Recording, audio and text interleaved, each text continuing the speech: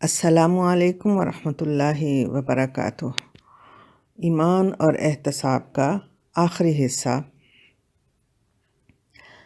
بسم اللہ الرحمن الرحیم، نحمدہ ونصلی علی رسولہ الکریم۔ اب ہم یہ جائزہ لیتے ہیں کہ کبیرہ گناہ کیا ہیں۔ یہ وہ گناہ ہیں جو انسان نے جانتے بوجھتے کیے ہیں، اور ان کی نوعیت کوڈ آف کنڈکٹ کی سنگین خلاف ورزی ہے۔ فرائض کا زبانی یا عملی انکار ہو، قرآن و سنت کی صریحاً زبانی یا عملی خلاف ورزی ہو۔ اس کے علاوہ وہ گناہ جن کے ارتکاب پر اللہ تعالیٰ کی طرف سے کسی عذاب کا ذکر کیا گیا ہو یا اس گناہ پہ لعنت یا غضب کا اظہار کیا گیا ہو۔ وہ گناہ جس کے کرنے پہ قرآن یا سنت میں کوئی سزا اس دنیا میں مقرر کی گئی ہو، وہ کبیرہ گناہ ہے۔ مثال کے طور پہ چوری، زنا، بہتان، شراب پینا، ناحق قتل، ڈاکہ زنی وغیرہ شامل ہیں۔ صغیرہ گناہ کرنے والے نے اس گناہ کو ترک کرنے کی بجائے اس پہ اصرار کیا ہو اور اس کو اپنی دانست میں درست سمجھتا ہو اور اس کا پرچار بھی کرتا ہو۔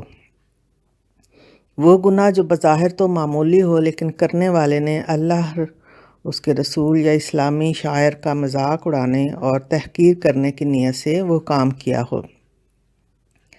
شریعت کے بارے میں منمانی تعویلات و بدعات کو دین کا حصہ سمجھتا ہو۔ اب ہم دیکھتے ہیں کہ کبیرہ گناہ کی معافی کیسے ہے۔ کبیرہ گناہ کا ارتکاب کوڈ آف کنڈکٹ کی سنگین خلاف ورزی ہے، اس لیے یہ لازم ہے کہ گناہ گار پشیمان ہو اور اللہ سے توبہ کر کے انہیں آئندہ نہ کرنے کا عہد کرے۔ یعنی کبیرہ گناہ خود بخود معاف نہیں ہوتے، بلکہ ان کے لیے توبۃ النصوح کرنا ضروری ہے۔ یہاں تک کہ یہ گناہ حج و عمرہ، رمضان کے روزے، نماز، زکوٰۃ یا دیگر نیکیوں سے اس وقت تک نہیں مٹتے جب تک کہ ان پہ نادم ہو کر ان کی تلافی اگر ممکن ہو نہ کر دی جائے۔ مثال کے طور پہ ایک شخص نے ایک ماہ کے رمضان کے روزے نہیں رکھے۔ اب اگر وہ اگلے سال حج کر لیتا ہے تو ایسا نہیں ہے کہ اس کے رمضان کے روزے معاف ہو جائیں گے۔ اسے اپنے گناہ کی توبہ کرنی ہوگی اور ساتھ ہی قضا روزے رکھنے ہوں گے۔ اسی طرح اگر ایک شخص نے کسی کی زمین ہتھیائی ہوئی ہے تو حج کرنے یا روزے رکھنے سے وہ گناہ اس کے نامہ اعمال سے نہیں مٹا دیا جائے گا۔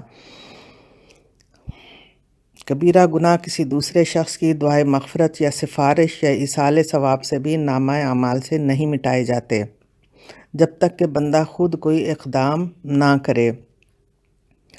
رمضان المبارک کی ساعات ہمیں دعوت دیتی ہیں کہ ایمان اور احتساب کے ساتھ وقت گزاریں اور شب قدر کی تلاش میں دھیان لگائیں۔ جو مسنون اور قرآنی دعائیں ہیں ان کو دل کی گہرائیوں سے کریں۔ نبی اکرم محمد صلی اللہ علیہ وسلم نے اس مسلمان کی بدبختی کی نشاندہی کی ہے جو رمضان المبارک کو پائے اور اللہ رب العالمین سے اپنے گناہوں کی بخشش نہ کروا سکے۔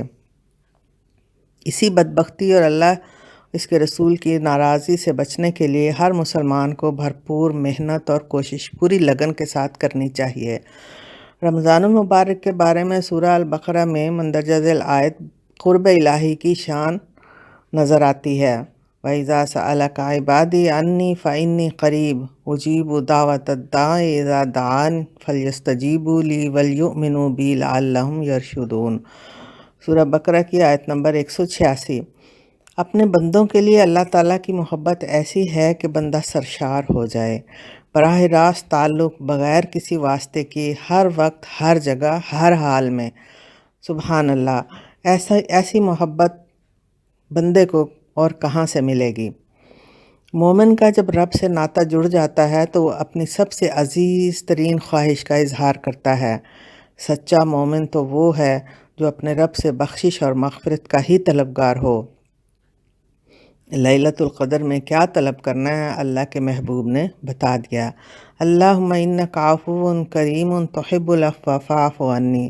اللہ سبحانہ و تعالیٰ کے جس نام سے اس سے معافی کی طلب کی جا رہی ہے وہ العفو ہے۔ یہ وہ صفت ہے جس کی بنا پہ اللہ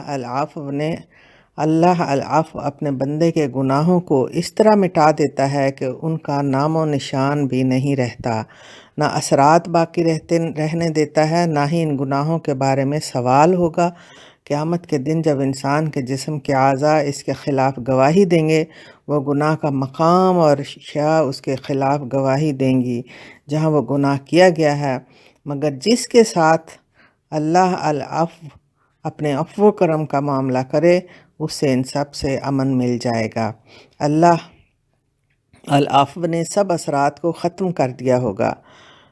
توبۃ النصوح کا یہ نتیجہ ہوگا، گناہ کا کوئی ثبوت باقی نہیں رہے گا، بندے سے راضی ہوگا اللہ تعالیٰ اور نعمتوں بھری جنت سے نوازے گا۔